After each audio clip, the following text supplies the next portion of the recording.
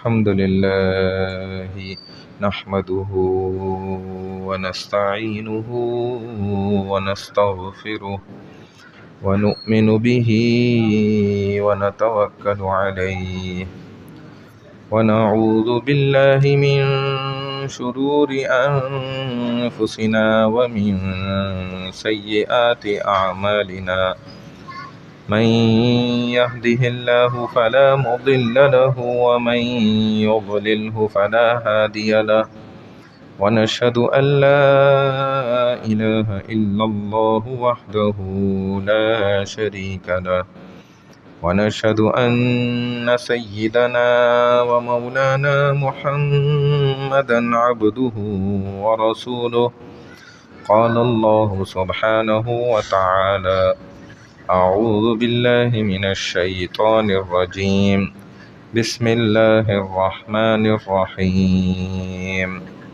يا أيها الناس كلوا مما في الأرض حلالا طيبا ولا تتبعوا خطوات الشيطان إنه لكم عدو مبين إنما يأمركم بالسوء والفحشاء وأن تقولوا على الله ما لا تعلمون صدق اللہ العظیم۔ سیقول قرآن پاک کا دوسرا پارہ ہے، سورۃ البقرہ دوسری صورت ہے۔ اس کا رکوع نمبر صورت کے اعتبار سے 20واں مکمل ہو گیا تھا پچھلے درس میں۔ آج 21ویں رکوع سے ابتدا ہے، 168 نمبر آیت ہے۔ اللہ سبحانہ وتعالی فرماتے ہیں یا ایھا الناس کلوا مما فی الارض حلالا طیبا۔ اس آیت کی بھی کچھ تفسیر پچھلے درس میں بتلائی تھی کہ اللہ نے یہاں پر خطاب فرمائے کہ اے لوگو، زمین میں جو حلال اور طیب پاکیزہ چیزیں ہیں، صاف ستھری چیزیں، ان کو کھاؤ اور شیطان کی پیروی مت کرو، شیطان کے نقش قدم پہ مت چلو، کیونکہ وہ تمہارا کھلا دشمن ہے اور میں اللہ تمہارا کھلا دوست ہوں۔ ٹھیک ہے، تو ہم نے یہ عرض کیا تھا کہ اللہ فرماتے ہیں اے لوگو، حلال اور پاکیزہ چیزیں سے اپنے آپ کو مت روکو، چونکہ اس وقت لوگ رہبانیت کے عمل کو دین سمجھ رہے ہوتے تھے، عبادت سمجھتے تھے۔ رہبانیت کیا تھی؟ تفصیل سے بتلایا تھا کہ جو حلال چیز ہے اس کو بھی اپنے اوپر حرام قرار دے لیتے تھے، جو کہ غلط عمل تھا، اس سے منع فرمائے۔ چونکہ حضرت سعد رضی اللہ تعالیٰ عنہ نے رسول خدا صلی اللہ علیہ وسلم سے فرمایا کہ یا رسول اللہ، مجھے ایسا عمل بتا دیں میں مستجیبات الدعوات بن جاؤں، میری دعائیں ہمیشہ قبول ہو، میں ہاتھ اٹھاؤں اور دعا قبول ہو۔ تو نبی علیہ الصلوۃ والسلام نے انہیں کیا وظیفہ بتلایا کہ اے سعد، حلال کھاؤ تو تمہاری دعائیں قبول ہونے لگ جائیں گی، یعنی کہ حرام کے شک اور شبہ سے بھی اپنے آپ کو بچاؤ۔ حتیٰ کہ سب سے زیادہ جو راغب کیا ہے حلال کمانے کی طرف وہ دین اسلام نے کیا ہے۔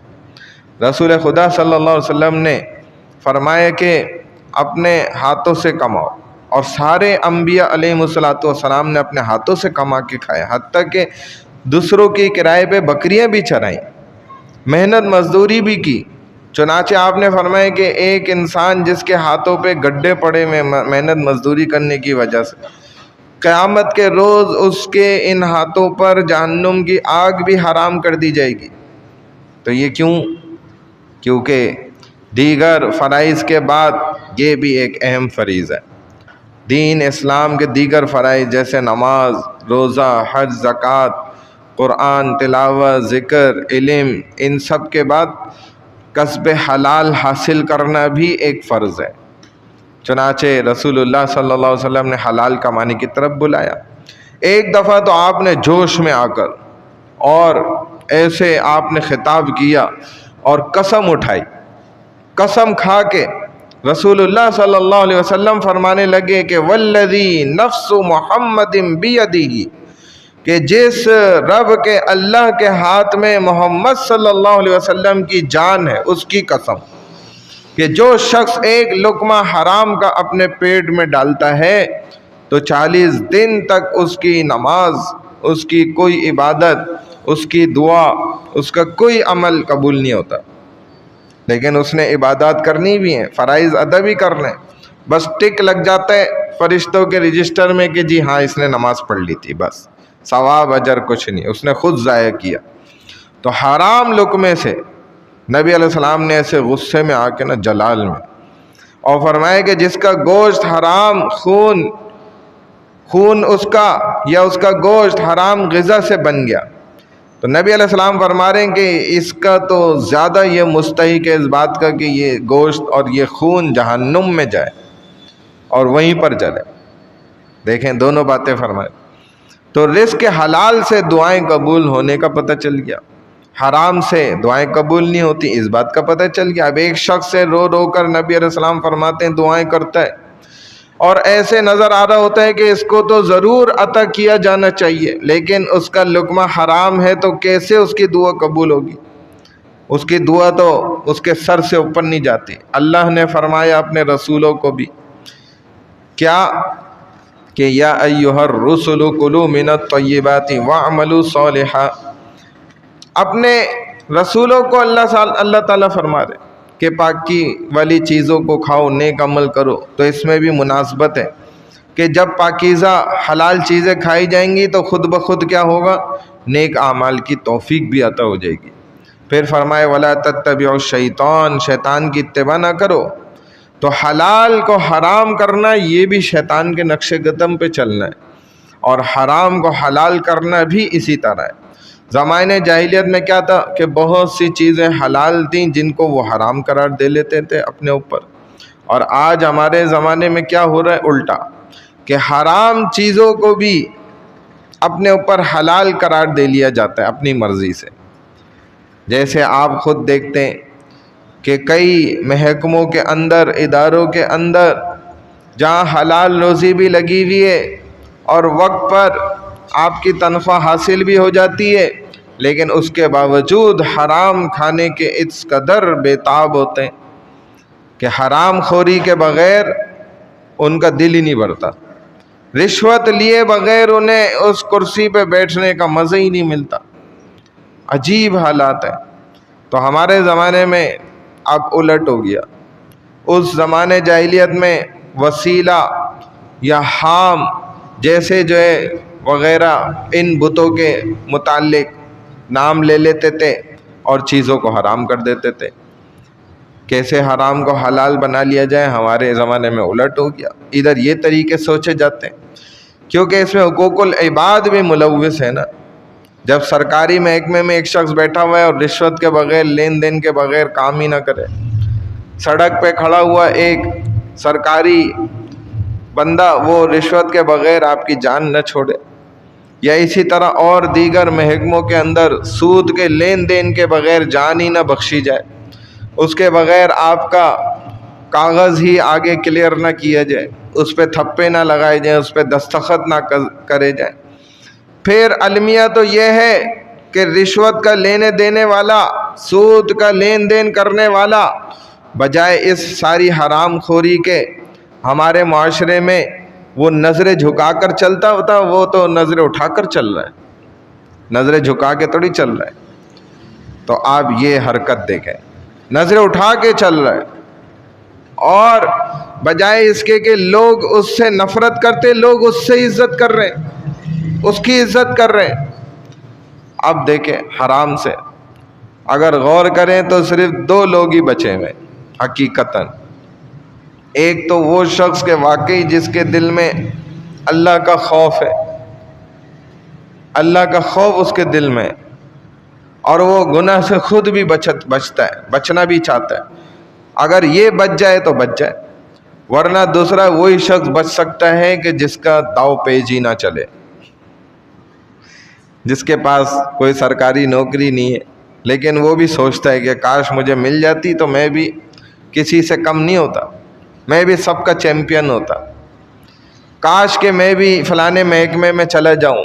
سرکاری دفاتر میں کام کرنے والے لوگ بھی یہ امیدیں رکھتے ہیں کہ کاش ہم بھی کیا ہوتے ہیں، او جی فلانے محکمے میں چلے جاتے ہیں، وہاں پہ بڑا اسکوپ ہے، رشوت بڑی ہے، بڑا وہاں پہ 2 نمبری ہیرا پھیری بڑی ہے، وہاں ادھر تو اتنا کما رہے ہیں نا، ادھر تو بھائی اس سے کئی گنا زیادہ۔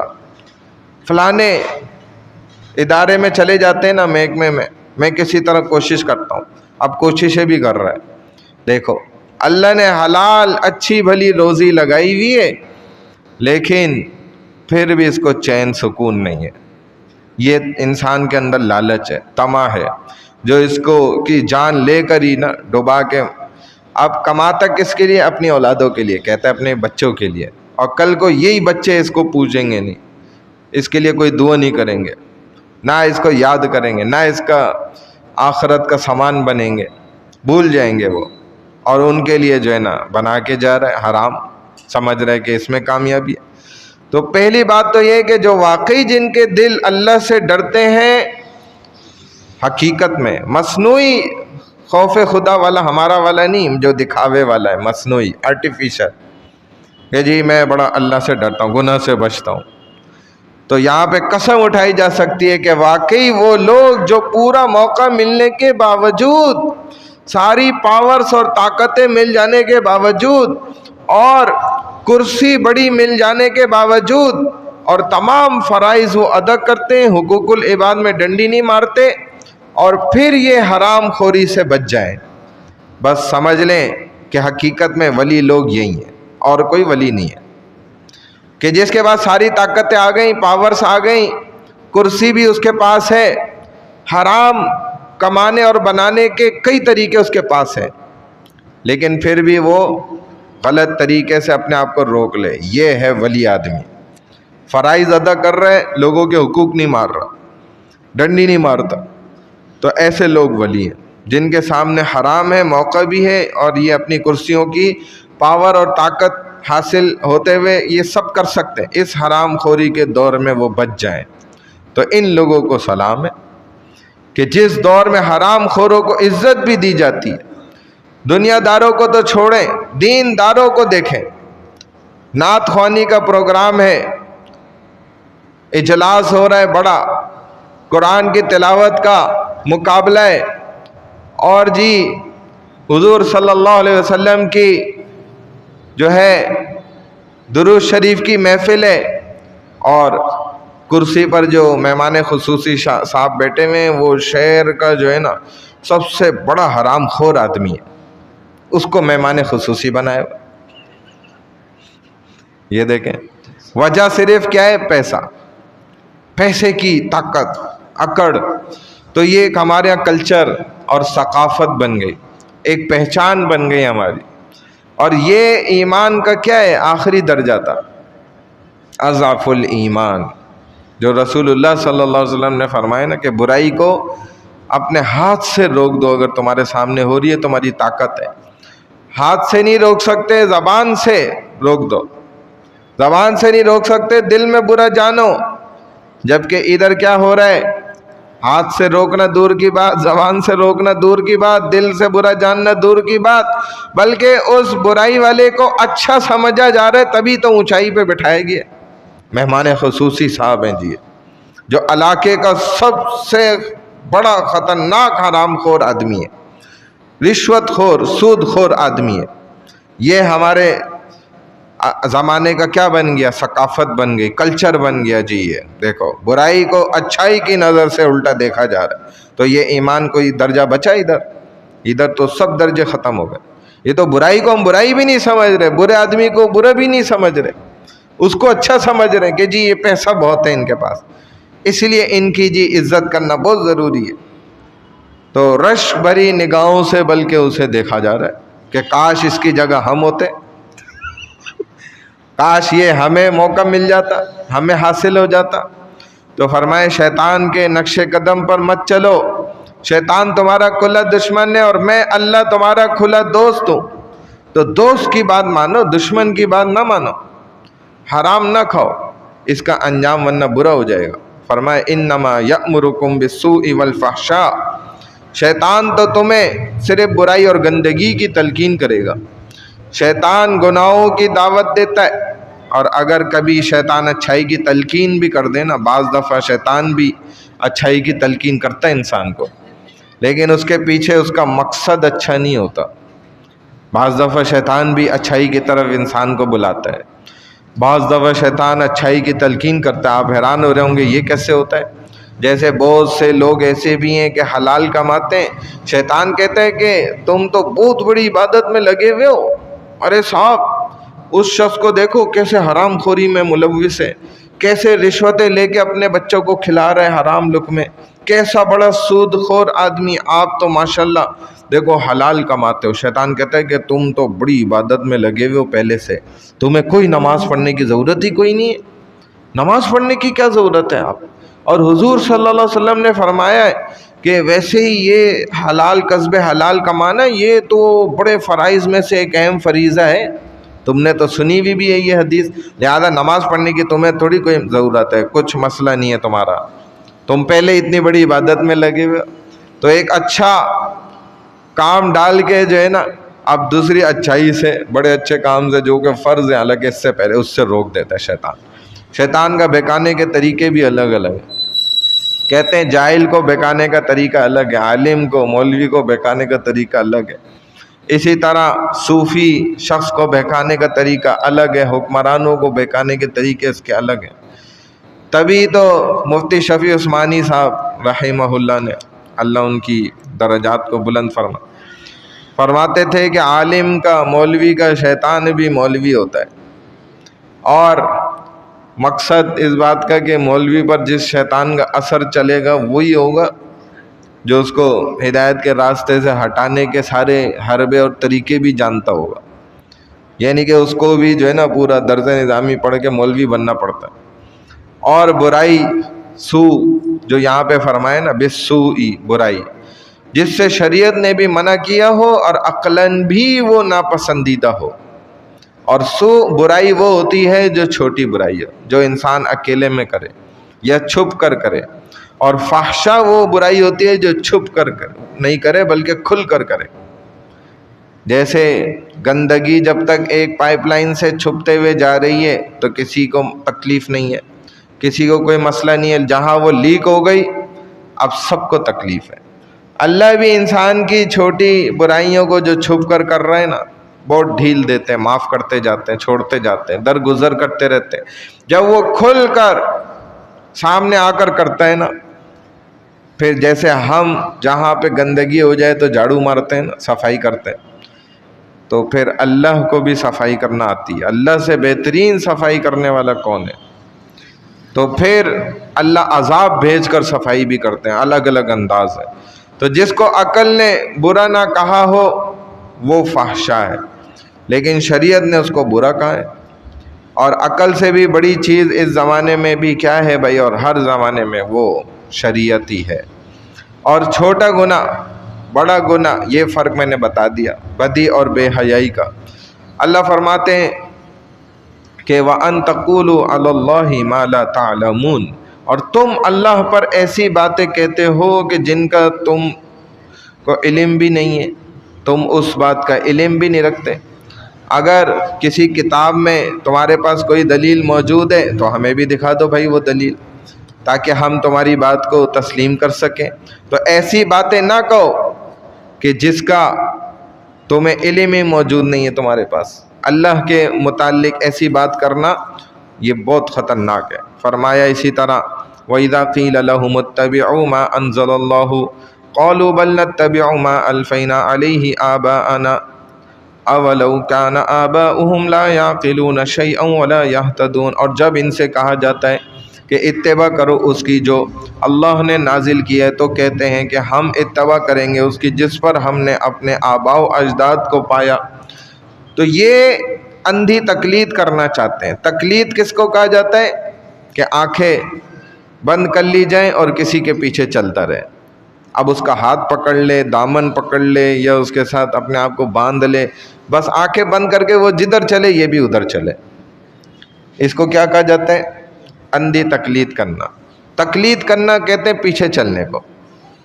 اب یہ خود عقل سے سوچنے کی بات ہے کہ اگر وہ انسان صحیح ہوگا اس کے پیچھے آپ چلیں گے تو صحیح چل رہے ہیں، اگر وہ انسان غلط ہوگا تو اس کے پیچھے چلنا بھی غلط ہو جائے گا خود بخود۔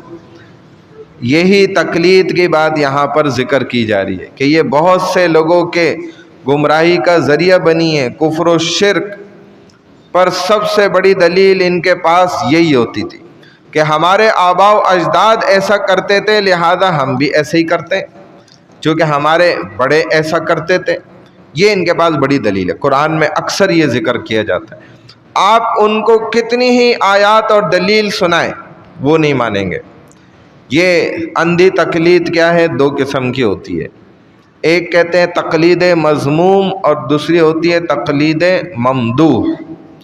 ایک وہ تقلید ہے جو قابل مذمت ہے، ایسوں کی تقلید جو گمراہ لوگ تھے، کفر و شرک پر تھے، ان کی تقلید یعنی پیچھے چلنا۔ تو اگر کافر و مشرکوں کی تقلید ہو تو یہ بات قابل مذمت ہے۔ اور دوسری تقلید کیا ہے؟ قابل ممدوح ہے، یعنی کہ جس کی تعریف کی جائے اور جو تعریف شدہ ہو، کہ جو قرآن و شریعت کے مطابق ہے۔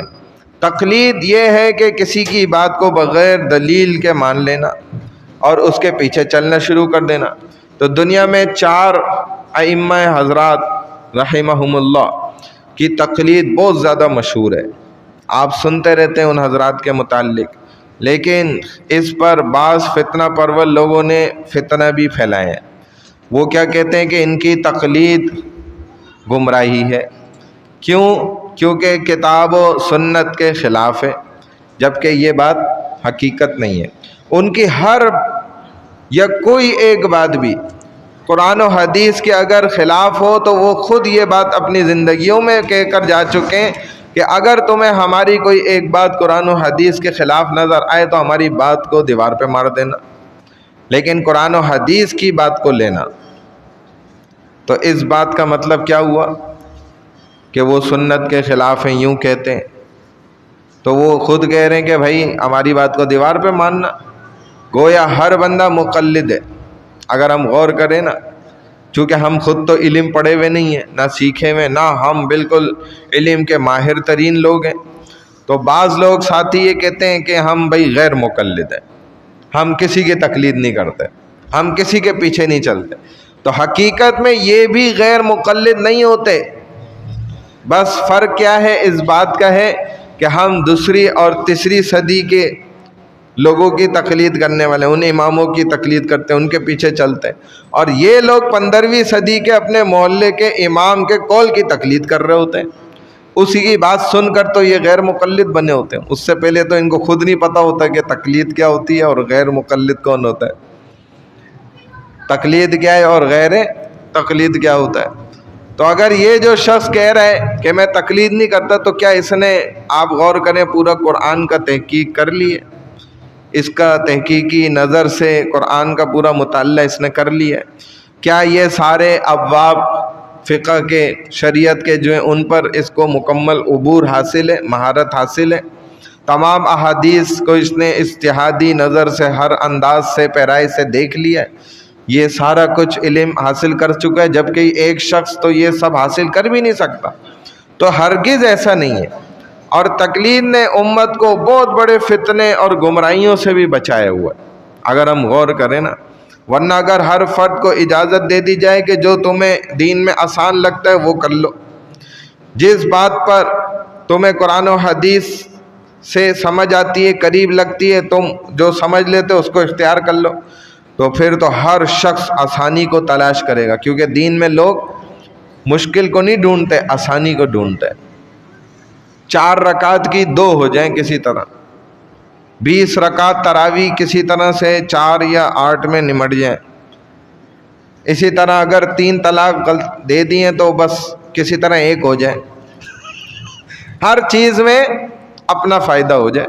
تو دین میں تو لوگ پھر آسانی تلاش کرنا چاہتے ہیں، ہر بندہ کیا کرے گا؟ اپنے لیے آسانی تلاش کرے گا۔ ایک دن وہ حنفی بن جائے گا پیر والے دن، منگل والے دن اگلے دن وہ شافعی بن جائے گا، پھر بدھ والے دن مالکی بن جائے گا، پھر جمعرات کے دن جو ہے نا حنبلی بن جائے گا، پھر جمعے والے دن وہ منکر حدیث ہو جائے گا، اور ہفتے والے دن چھٹے دن وہ نبی کا ہی منکر بن جائے گا۔ نعوذ باللہ. کیونکہ پھر تو دین کو کیا بنا لے گا؟ تماشا بنا لے گا. تو بعض لوگ کبھی طلاق دے دیتے ہیں نا اپنی بیویوں کو، اب سوچتے ہیں کہ بھائی کس طریقے سے آسانی مجھے مل جائے اور میری بیوی جو ہے نا میرے ہاتھوں سے نہ جائے. اب وہ دین تلاش کرتے ہیں، جی کس دین کے مطابق مجھے نا آسانی مل سکتی ہے. ڈھونڈتے ہیں تو پہلے لوگوں کو جو ہے نا ہندو مذہب سمجھ آ جاتا تھا. بعض لوگ ان کو راستہ دکھاتے تھے کہ بھائی کچھ دیر کے لیے، چند دنوں کے لیے ہندو بن جاؤ تو تمہارا نکاح بچ جائے گا. تو وہ ہندو بھی بن جاتے تھے کہ بھائی ہندوؤں کے اندر تو ہے ہی نہیں نا یہ ٹوٹنے والا معاملہ، ہندو بننا بھی تیار ہو جاتے تھے. تو یہ اب آج آپ جانتے ہیں کہ وہ کیا کرتے ہیں، ان کے پاس کون سا راستہ ہے. دکھتی رگ پہ ہاتھ رکھنے والے لوگ بھی موجود ہیں. حالانکہ جس مسئلے پر صحابہ کا اجماع ہو گیا، سب نے جمع ہو کر ایک فیصلہ کر دیا، سارے صحابہ اکٹھے ہو گئے، جمع ہو گئے. انہوں نے کہا 3 طلاق اگر ایک دفعہ شوہر نے دے دی، ایک مجلس میں دے دی، ایک جملے کے اندر دے دی، ایک ہی دفعہ میں دے دی، ایک سانس میں دے دی، الگ الگ سانس میں دے دی، الگ الگ جملوں میں دے دی، ہر طریقے سے 3 طلاق 3 ہی ہو جائیں گی. اس پر سارے صحابہ جمع ہو گئے تھے. 20 رکعت تراویح پہ سارے صحابہ اکٹھے ہو گئے کہ 20 رکعت تراویح ہے بس. اور جس پر صحابہ جمع ہو گئے اس پر اب ہم چوں چرائی بھی نہیں کر سکتے، نہ اس مسئلے پر اب دوبارہ اجماع ہوگا، نہ ہماری امت کے علماء اس مسئلے کے لیے دوبارہ بیٹھیں گے کبھی. قیامت تک وہ فیصلہ ہو گیا جو کر دیا انہوں نے صحابہ نے، کیونکہ صحابہ بڑے علم کے سمندر تھے. تو ہندو بننا ان کے لیے آسان ہے، غیر مقلد بننا آسان ہے، اہل حدیث بننا آسان. عجیب، تو شریعت کی اتباع نہ ہوئی، یہ تو بلکہ خواہشات کی اتباع کرنے لگ گئے کہ جیسا خواہش چاہے گی. اگر تم نہیں جانتے تو اہل علم سے پوچھ لو. اللہ فرماتے ہیں فَاسْأَلُوا أَهْلَ الذِّكْرِ إِن كُنتُمْ لَا تَعْلَمُونَ. اگر تمہیں علم نہیں ہے تو جس عالم پہ اعتماد ہے اس سے پوچھ لو. تو مقصد کیا ہے؟ امام ابو حنیفہ رحمہ اللہ کی تقلید کرنا مقصد نہیں ہے، بلکہ اللہ کے کعبے کی قسم کہ حقیقت میں محمد الرسول اللہ صلی اللہ علیہ وسلم کی ہی اتباع کرنا مقصد ہے.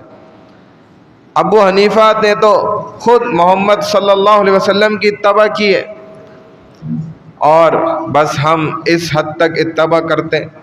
تو فرمائے اتبعوا، اتباع کرو اس کی جو اللہ نے نازل فرمایا. لیکن وہ کیا کہتے ہیں کہ ہم تو اپنے باپ دادوں کی اتباع کریں گے. تو فرمایا کہ اولو کان آباؤہم لا یعقلون شیئا، اگرچہ تمہارے باپ دادے بھی کسی چیز کی عقل نہ رکھتے ہوں تب بھی انہی کی اتباع کرو گے.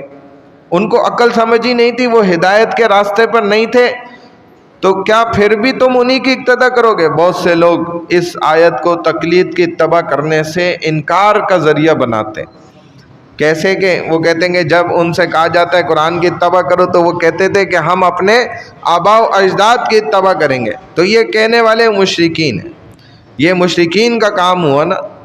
تو آپ بھی پھر مشرکین کی اتباع کرنا چاہتے ہیں. تو قرآن کہہ رہے ہے کہ جب کہ ان کے باپ دادا عقل پر اور ہدایت پر نہ بھی ہوں تو تب بھی ان کی اتباع کرے ہوگے. تو معلوم ہوا کہ اگر باپ دادا عقل رکھتے ہوں، ہدایت پر ہوں، علم اور ایمان رکھتے ہوں تو اتباع کرنا جائز ہے. اس سے الٹ بات کیا پتہ چلی؟ یہاں کیا کہا جا رہا ہے کہ آپ اپنے باپ دادوں کی اتباع کریں گے جبکہ ان کو عقل بھی نہ ہو نہ وہ ہدایت پر ہو.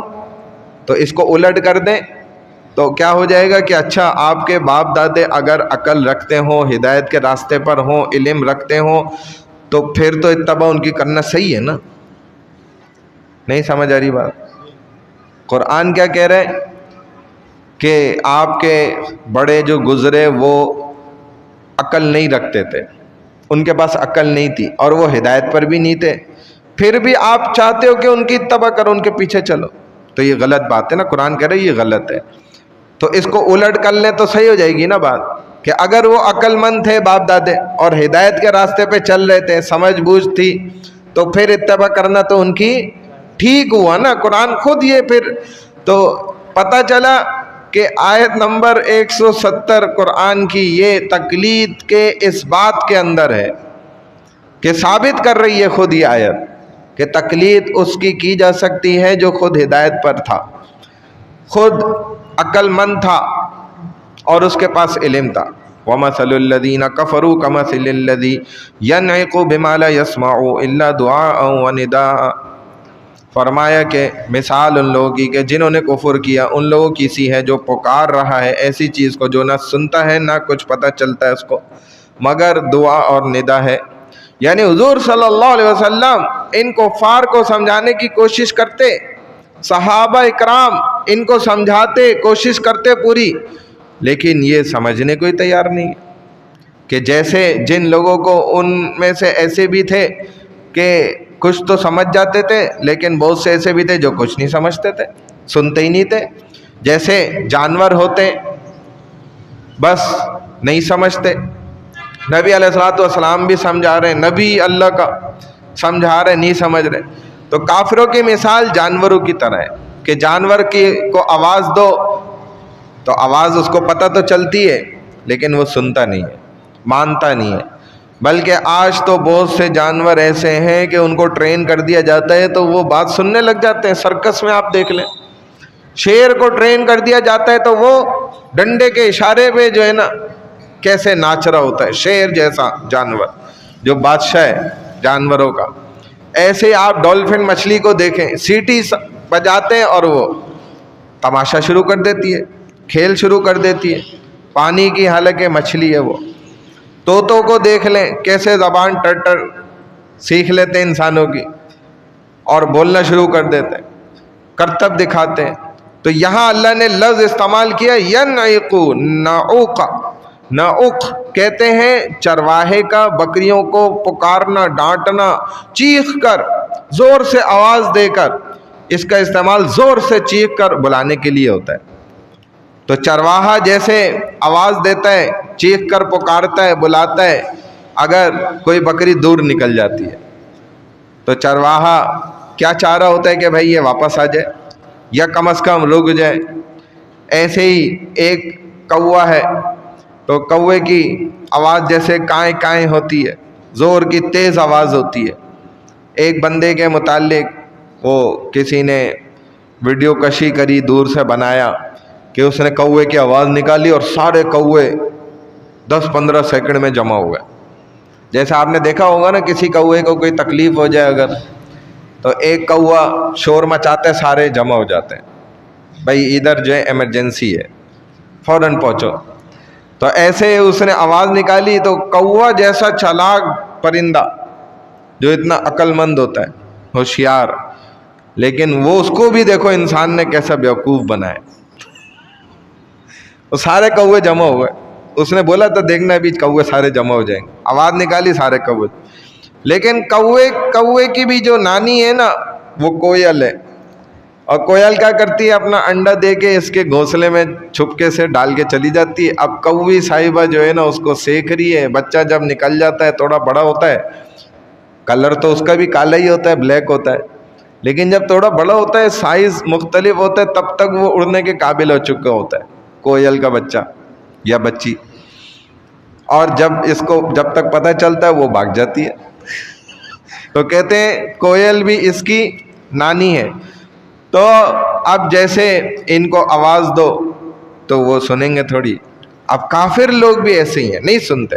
چرواہا پکارتا ہے بکریوں کو چیخو پکار کر کے، کافروں کو بھی چیخو پکار کر رہے، نبی بار بار سمجھا رہے ہیں، سکھا رہے ہیں، صحابہ بھی زور لگا رہے، نہیں مان رہے، پکارا جا رہا ہے، پتہ چل رہا ہے آواز آ رہی ہے، بس الا دعاء و نداء۔ وہ بکریاں بھی صرف ایک پکار اور آواز سنتی ہیں، وہ بس ایک آواز سنتے ہیں، ان کو نہیں پتہ ہوتا کہ مالک، بکری جب سنتی آواز تو اس کو یہ پتہ نہیں ہوتا مالک ذبح کرنے کے لیے بلا رہے یا کھانا دینے کے لیے بلا رہے، یا پھر جیسے چھوٹا بچہ ہوتا ہے اس کو والد آواز دیتے ہیں، اب بچے کو تو نہیں پتہ کہ بابا جو ہے مارنے کے لیے بلا رہے ہیں یا انڈا پراٹھا کھلانے کے لیے بلا رہے ہیں، چیز دینے کے لیے بلا رہے ہیں، نہیں پتہ ہوتا۔ تو بکری کو بھی نہیں پتہ کہ یہ مجھے بیچنے کے لیے بلا رہا ہے کہ کام کے لیے بلا رہا ہے، اس کا علم نہیں ہے، تو ہر صورت میں اس کو اندازہ نہیں ہو رہا ہوتا۔ ایسے ہی ان کافروں کو اندازہ نہیں ہو پا رہا ہو۔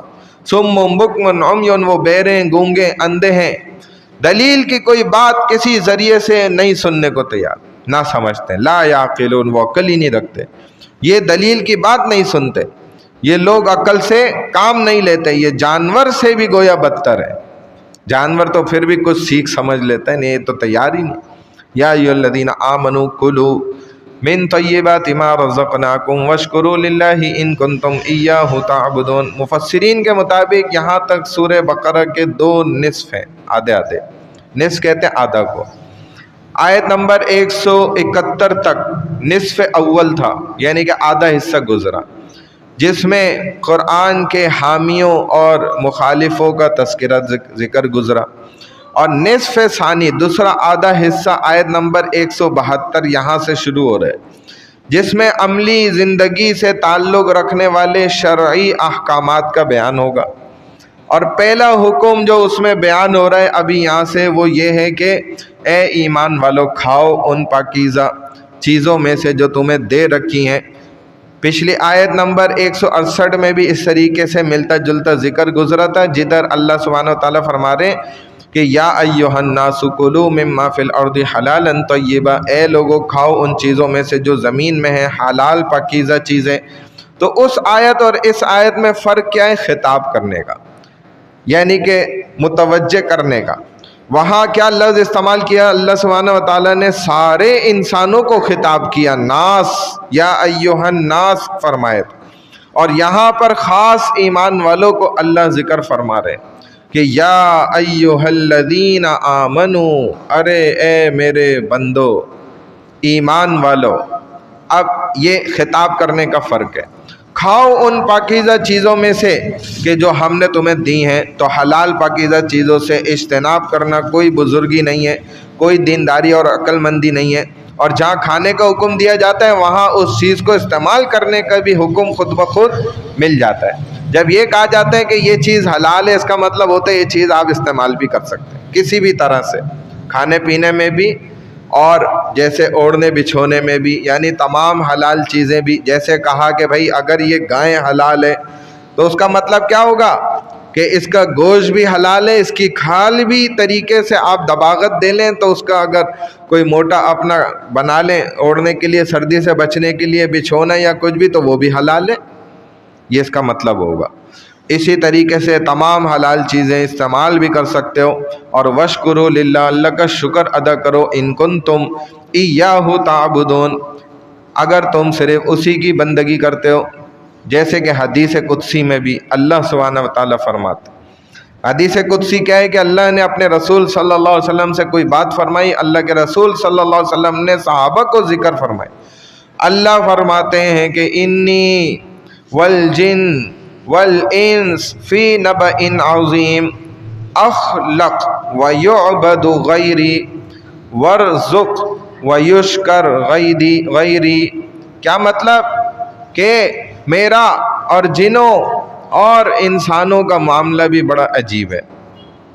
اللہ فرما رہے میرا اور جنوں کا اور ان انسانوں کا معاملہ بھی بڑا عجیب ہے کہ پیدا میں کرتا ہوں اور یہ عبادت کسی اور کی کرتے ہیں۔ آپ غور کر لیں، اس پہ پچھلے درس پہ بات بھی کی تھی ہم نے۔ سائن آف فیکٹس، نیچر کی جو آیت گزری تھی، ان فی خلق السماوات والارض، 164 نمبر آیت، جس میں اللہ نے قدرت کے اکثر نظاموں کو جوڑا۔ قرآن کی واحد وہ آیت کہ جس میں سب سے زیادہ اللہ نے نیچر جو قدرت ہے اس کی چیزوں کو جمع فرمایا۔ وہاں ذکر کیا تھا کہ انسان پھر ان چیزوں کو ہی معبود بنا بیٹھا، اللہ کو چھوڑ دیا۔ کسی نے اپنے نفس کو پوجنا شروع کر دیا، کسی نے مال و دولت کو پوجنا شروع کیا، کسی نے زمین کو پوجنا شروع کیا، کسی نے اپنے قوم پرستی کو شروع کر دیا، کسی نے اپنی ذات پات کے پیچھے لگ گیا، اس کو پوجنے لگ گیا، کوئی مال و دولت کا پجاری بن گیا۔ جبکہ اللہ نے یہ دنیا کی کائنات کو، سارا چیزوں کو بنایا تھا کہ یہ مجھ تک پہنچیں گے لوگ، ان میری کائنات کی چیزوں کو، میرے شاہکار چیزوں کو دیکھ کر مجھ اللہ رب تک پہنچیں گے، مجھے معبود بنائیں گے۔ لیکن بندوں نے انہی چیزوں کو ڈائریکٹ معبود بنایا۔ تو فرماتے ہیں کہ پیدا میں کرتا ہوں، یہ عبادت کسی اور کی کرتے ہیں، رزق میں دیتا ہوں، یہ شکر کسی اور کا ادا کرتے ہیں۔ کیسے جنات ہیں، کیسے انسان ہیں، میرا شکر ہی نہیں کرتے جبکہ میں نے ان کو سب کچھ کیا۔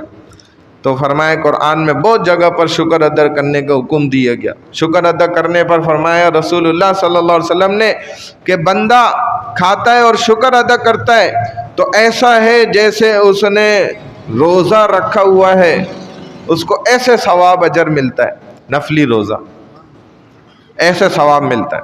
علماء فرماتے ہیں کہ آدھا ایمان صبر ہے اور آدھا ایمان شکر کرنا ہے، آدھا شکر آدھا صبر۔ فرض روزہ چھوڑنے والا تو ناشکر ہے، یہ تو بات پکی ہے، یا تو موافق حالات انسان پر آتے ہیں یا موافق حالات آتے ہیں، دونوں حالتوں میں انسان ہر حال میں اللہ کا شکر ادا کرے۔ جو فرما بردار بندہ ہوگا وہ ہر حال میں شکر ادا کرے گا، جو نافرمان ہوگا دونوں حالتوں میں وہ خرابی پیدا کرے گا۔ کیسے؟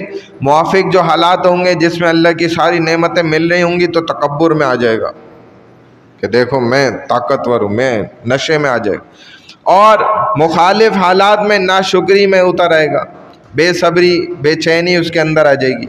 تو فرمایا نعمتیں اللہ کی استعمال کرو اور واقعی اس کی بندگی کرتے رہو، تو اس کا شکر بھی ادا کرو۔ پیدا کرنے سے مرنے تک بے شمار نعمتیں رب کی ہیں جو نہیں شمار کر سکتے ہم۔ وَإِن تَعُدُّوا نِعْمَةَ اللَّهِ لَا تُحْصُوهَا، ان کو گن نہیں سکتے اللہ کی ایسی ایسی نعمتیں۔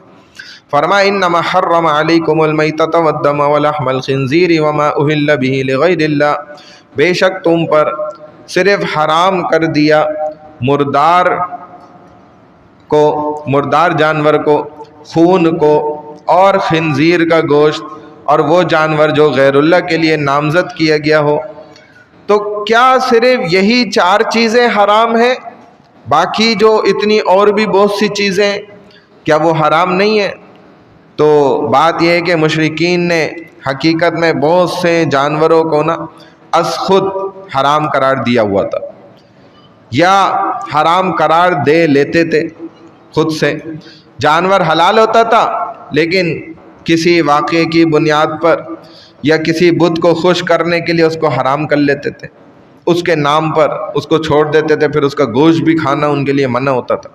تو فرما دیا کہ یہی حرام ہے جو ہم نے ذکر کر دیا۔ وہ کیا ہے؟ 4 چیزیں ذکر کی۔ میتا، مردار، یہ کیا ہوتا ہے مردار؟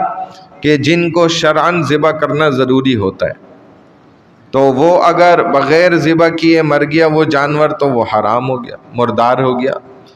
ورنہ جو پانی کے جتنے بھی جانور ہیں ان کو ذبح کرنا ضروری نہیں ہے۔ مچھلی کو تو آپ نے کبھی ذبح نہیں کرتے دیکھا ہوگا نا، ٹھیک ہے، تو وہ ذبح کرنا چونکہ ضروری نہیں ہے تو وہ حلال ہے۔ ایسے ہی وہ وحشی جانور جن کا شکار کیا جاتا ہے ان میں بھی ذبح اضطراری ہے، ذبح اختیاری نہیں ہے۔ کیا مطلب؟ یعنی ان کے لیے ضروری نہیں ہے کہ ان کو لٹا کر باقاعدہ جو ہے چھری پھیری جائے اور ذبح کیا جائے، بلکہ ان کے جسم پر جب زخم لگ گیا اس سے وہ مرے، جو باقاعدہ پورا ایک شرعی طریقے اس کے مطابق خون نکل جائے تو ان کا کھانا جائز ہوتا ہے۔ بات سمجھ آ رہی ہے؟ اور مردار کا گوشت وہ جیسے کھانا حرام ہے ایسے ہی اس کا بیچنا اور خریدنا بھی حرام ہے۔ جیسے ہمارے ہاں جب دعوت ہوتی ہے تو باقاعدہ پوچھا جاتا ہے جی کس مقصد سے آپ کھانا پکوا رہے ہیں، پکوان والے پوچھ رہے ہیں۔ میں آپ کو سچ بتا رہا ہوں، اگر آپ کو نہیں پتہ تو آج کے بعد پتہ چل جائے۔ کبھی ایسا ہوتا ہے نا، بندہ بولتا ہے بھائی میرا بجٹ بہت کم ہے اور 200 بندوں کو کھانا کھلانا ہے، تو ان کے پاس سارا بجٹ موجود ہے۔ وہ پوچھتے ہیں جی کون سے مد میں کھلا رہے ہیں، کیا وہ ہے، کون سی دعوت؟ ایسا ہم نے مطلب حیران کن انکشاف ہے، اللہ بچائے، ویسے ایسی چیزوں سے خطرناک چیز ہے۔ تو اس میں مردار جانور بھی خرید کر ڈال دیتے ہیں، اور ایسے بہت دفعہ پکڑا بھی گیا۔ تو اسی لیے یاد رکھیں کہ اس کا خریدنا اور بیچنا یہ دونوں بھی حرام ہے۔ جیسے مردار کھانا حرام ہے تو بیچنا یا اس کا خریدنا یہ بھی حرام ہے۔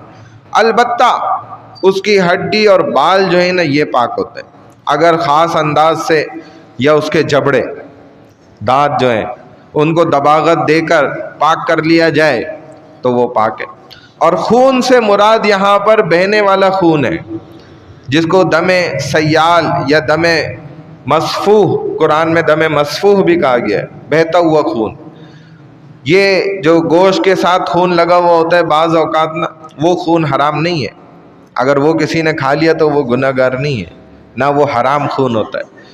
اور ایسے خون جو بہنے والا ہے، اس کی خرید و فروخت بھی حرام ہے، اس خون کو پینا بھی حرام ہے۔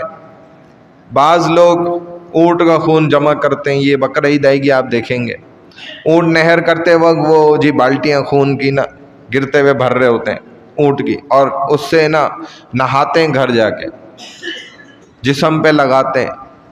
حالانکہ بہتا ہوا خون کیا ہے؟ حرام ہے اور نجس ہے، ناپاک ہے۔ یہ کپڑوں پر لگ گیا، جسم پر لگ گیا تو وہ جگہ ناپاک ہو گئی اور اس میں نماز نہیں ہوگی جب تک کہ آپ اس کو شرعی انداز اور طریقے سے دھو نہ لیں، چونکہ یہ خون کیا ہوتا ہے؟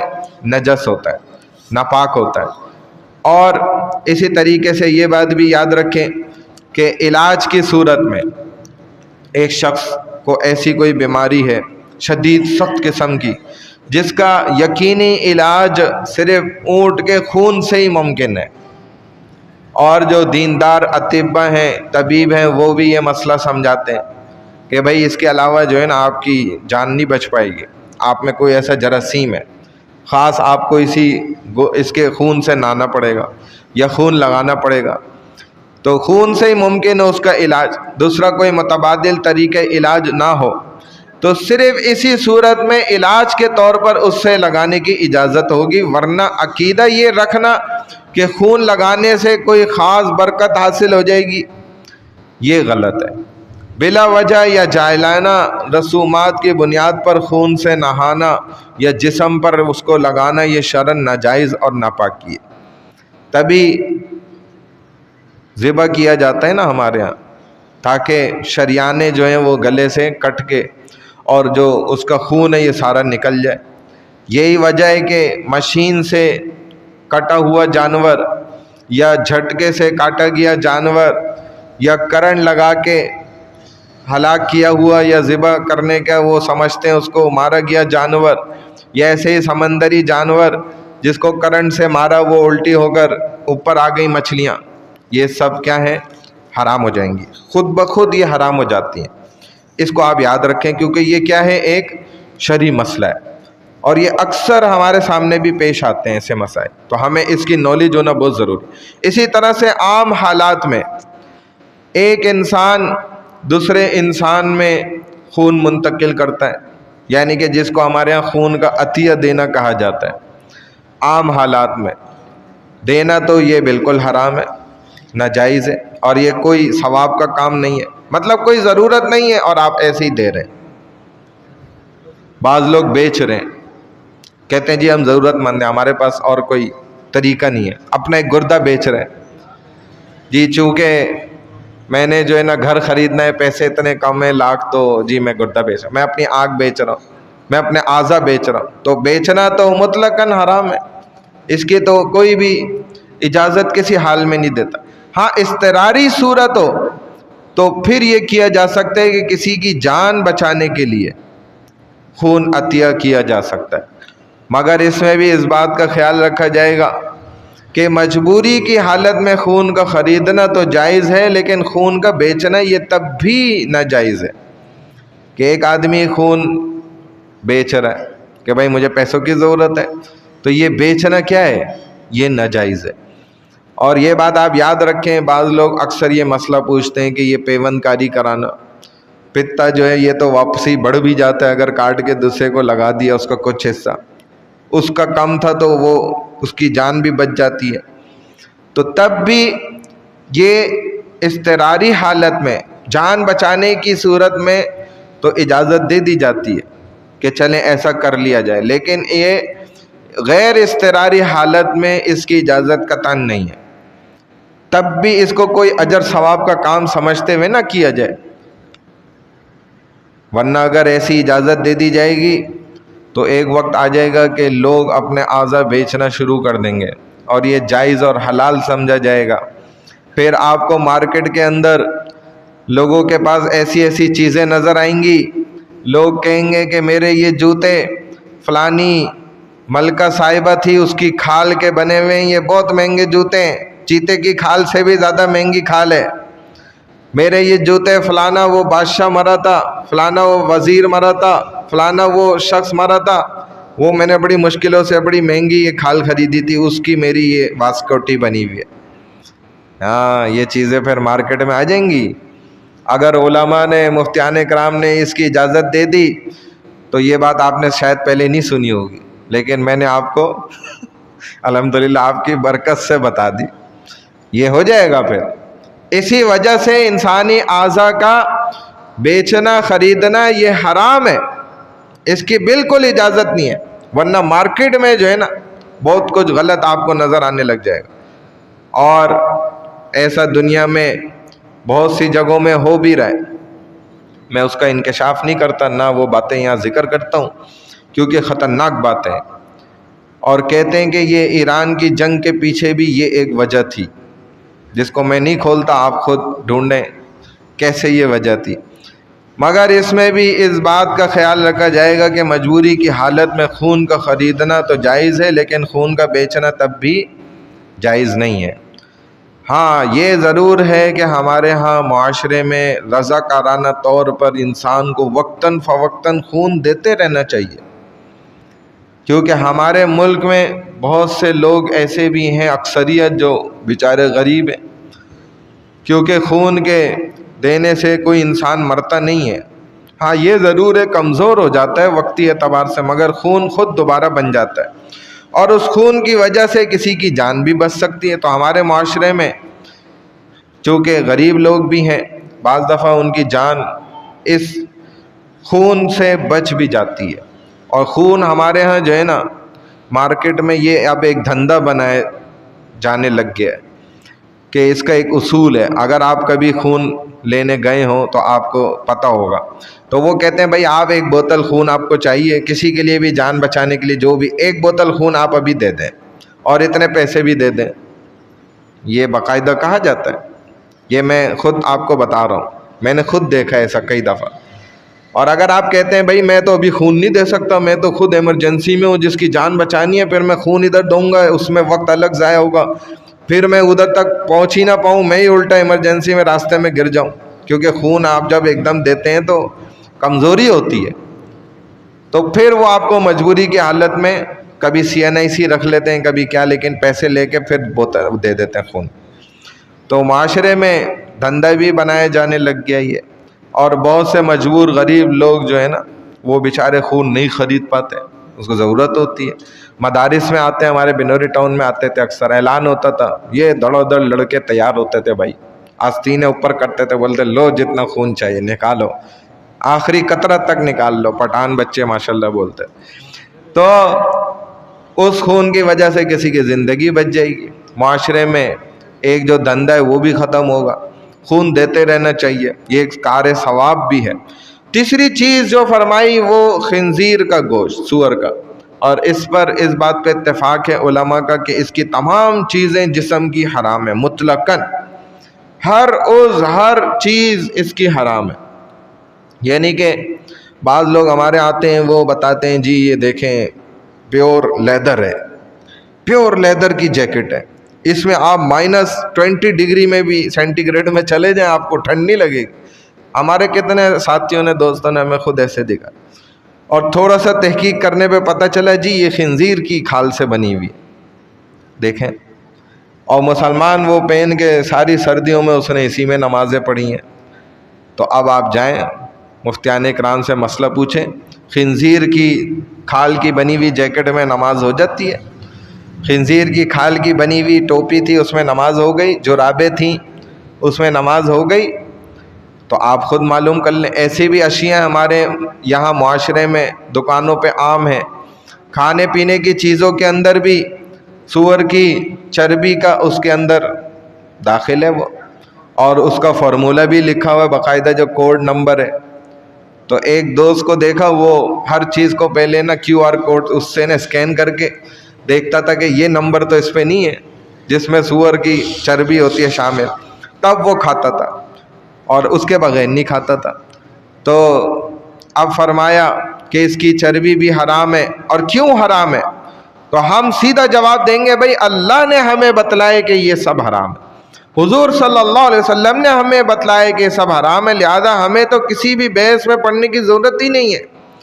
اور ویسے اگر سمجھنے کے لیے صرف بات کی جائے نا تو حکما اور اطباء ڈاکٹر کہتے ہیں کہ مردار اور اس کے گوشت میں ایسے جراثیم ہوتے ہیں جو انسانی صحت کے لیے بہت زیادہ خطرناک ہیں، نقصان دہ، بہتے ہوئے خون میں بھی، اور ایسے خنزیر کے گوشت میں تمام اعضاء میں اس کے جراثیم ہے۔ کہتے ہیں ایک دھاگے جیسا نا لمبا ایک اس کے اندر جرثومہ ہے، خطرناک، انسانی صحت کے لیے بہت خطرناک ہوتا ہے وہ۔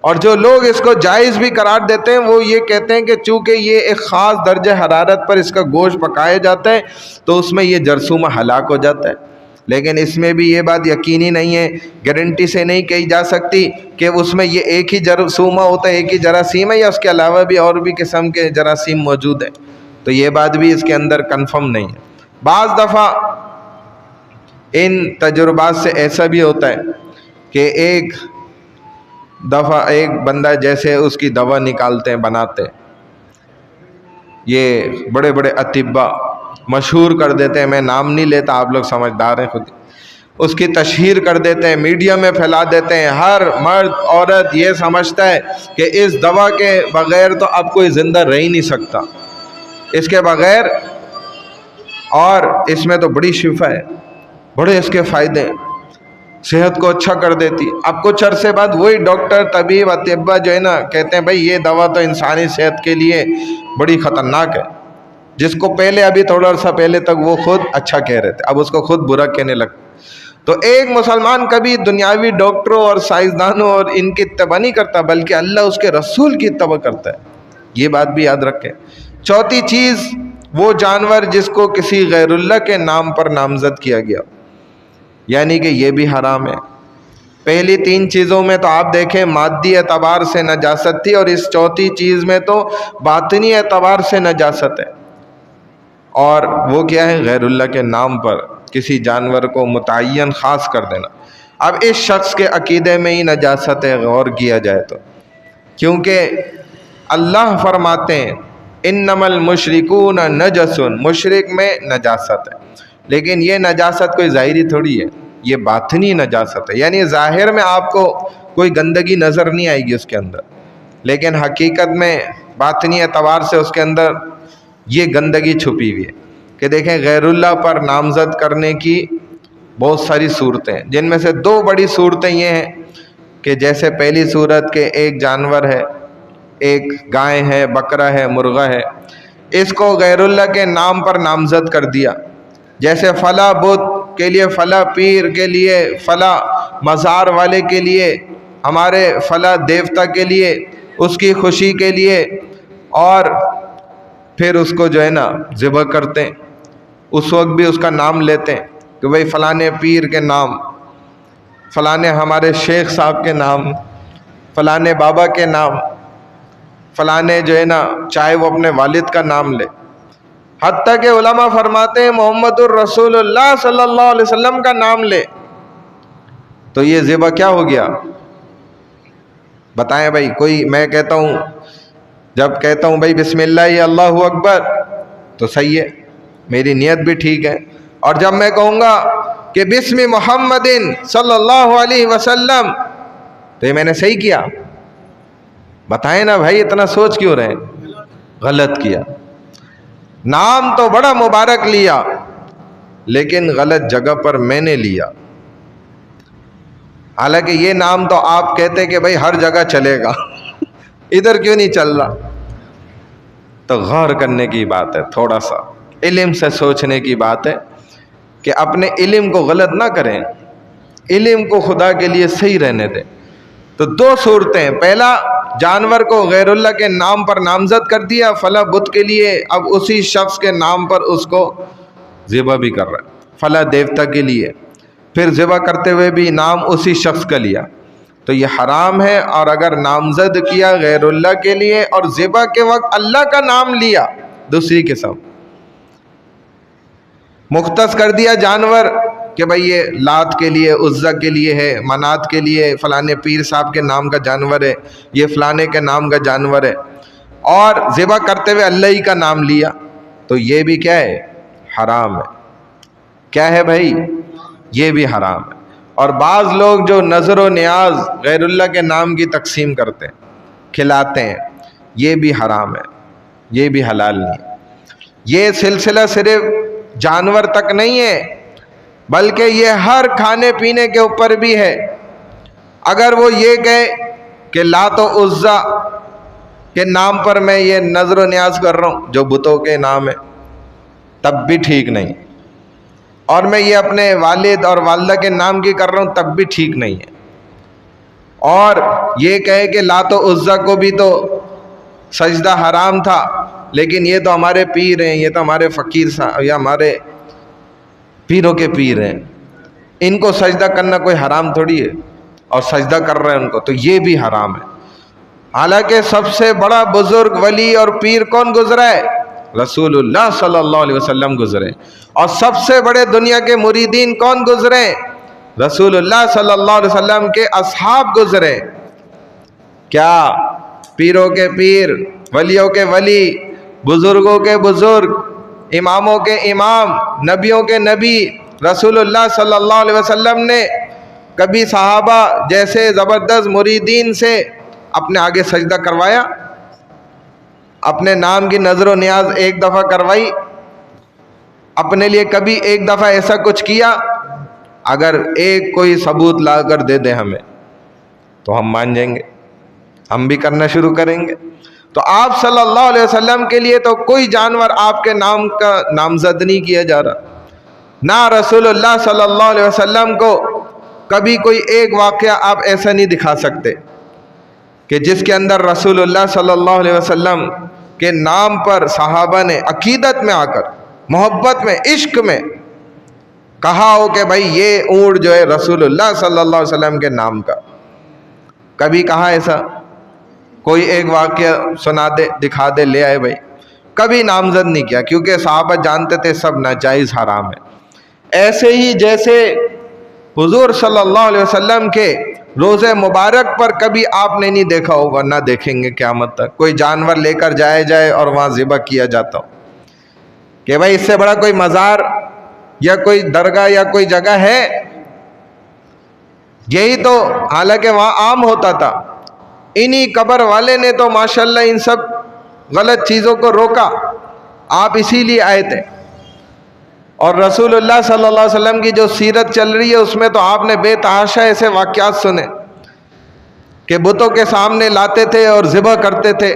کفار، مشرکین مکہ، رؤساء سردار مکہ قریش، یہ سب کا عام عادت تھی وہاں، ان کے بتوں کے سامنے لا کے ذبح کرتے تھے، سمجھتے تھے کہ دیکھو قبول ہو گیا اور فلانا ہو گیا اور اب برکت ہوگی۔ تو کیا رسول اللہ صلی اللہ علیہ وسلم کے روزے رسول پہ خدا نخواستہ ایسا کبھی آپ نے دیکھا؟ چلو زندگی میں نہیں ہو سکا تو زندگی کے بعد آپ نے دیکھا، اور کبھی قیامت تک ایسا انشاءاللہ ہوگا بھی نہیں، اور کوئی جرت بھی نہیں کر سکتا۔ تو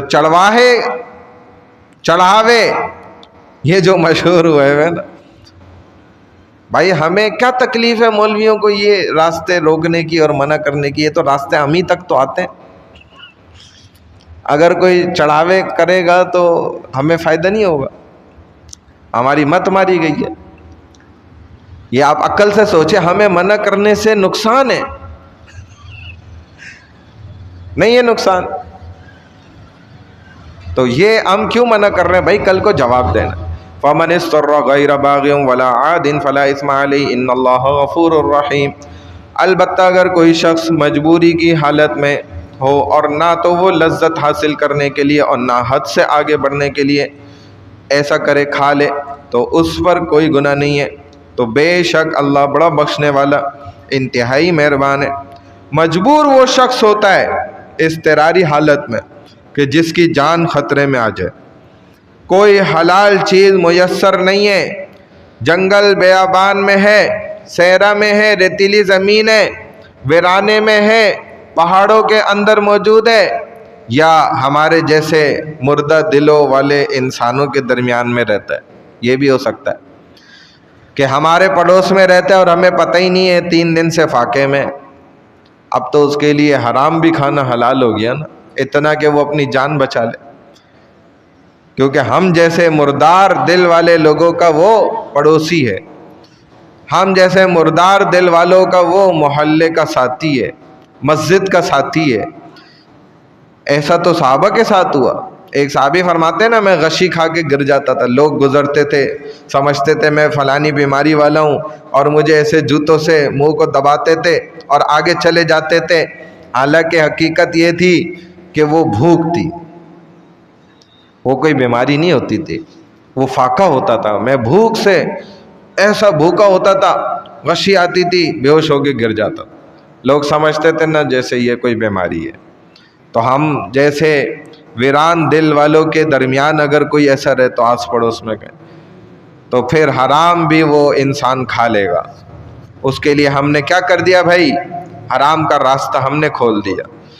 تو فرمایا اسی طرح اگر 3 لقموں سے وہ جان بچا سکتا ہو کہ اس کو پتا ہو میں 3 لقمے کھا لوں گا میری جان میں تھوڑا دیر جان آ جائے گی، میں بچ جاؤں گا، تو اب 4تھا لقمہ نہ کھائے.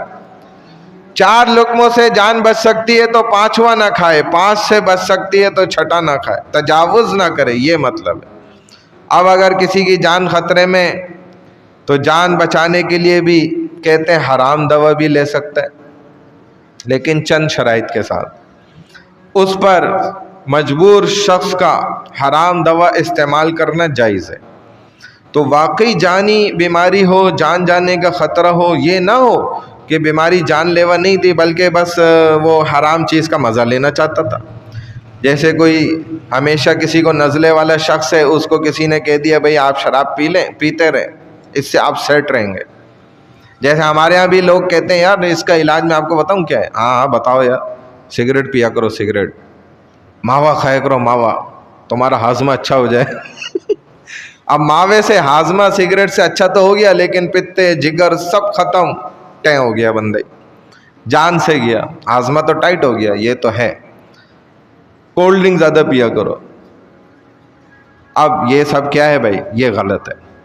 یا گلا خراب ہے، حرام دوا کھا لی، مگر اگر واقعی جان خطرے میں ہے تو استعمال کر سکتا ہے. دوسری شرط یہ ہے کہ دوسری تمام حلال دوائیں فائدہ نہ دے رہی ہوں، تب یہ حرام دوا استعمال کرے. تیسری شرط یہ ہے کہ واقعی اس حرام دوا سے بظاہر شفا کا حاصل ہونا یہ یقینی بھی ہو. اگر مشکوک معاملہ ہو تو کبھی حرام دوا کھانا جائز نہیں ہوگا. اگلی شرط یہ ہے کہ حرام دوا کھانے سے لذت مقصود نہ ہو حاصل کرنا، اور ضرورت سے زائد نہ کھائے. عام حالات میں حرام دوا استعمال نہ کرے. حدیث میں نبی علیہ السلام نے منع فرمایا کہ بے شک اللہ نے میری امت کی شفا حرام چیزوں میں نہیں رکھی. جیسے ایک صحابی رضی اللہ تعالیٰ عنہ کو حضور علیہ السلام نے شراب نوشی سے منع کیا. انہوں نے عرض کیا کہ میں تو اس کو دوا کے طور پہ استعمال کرتا ہوں، طاقت آ جاتی ہے، عبادت اچھی کرتا ہوں. حضور علیہ السلام نے فرمایا کہ یہ دوا نہیں ہے، بیماری ہے. عام حالات میں مسلمان کو حرام دوا سے حتی الامکان بچنا چاہیے. اللہ ہم سب کو عمل کی توفیق عطا فرمائے. الحمدللہ رب العالمین والعاقبۃ للمتقین والصلاۃ والسلام علی سید الانبیاء والمرسلین نبینا محمد وعلی آلہ واصحابہ اجمعین. اللہم اہدنا فیمن ہدیت وعافنا فیمن عافیت وتولنا فیمن تولیت وبارک لنا فیما اعطیت. اللہم حبب الینا الاسلام، اللہم حبب الینا القرآن، اللہم حبب الینا الایمان وزینہ فی قلوبنا وکرہ الینا الکفر والفسوق والعصیان. اللہم اجعلنا من الراشدین. سبحان اللہ وبحمدہ، سبحانک اللہم وبحمدک، نشہد ان لا الہ الا انت، نستغفرک ونتوب الیک برحمتک یا ارحم الراحمین.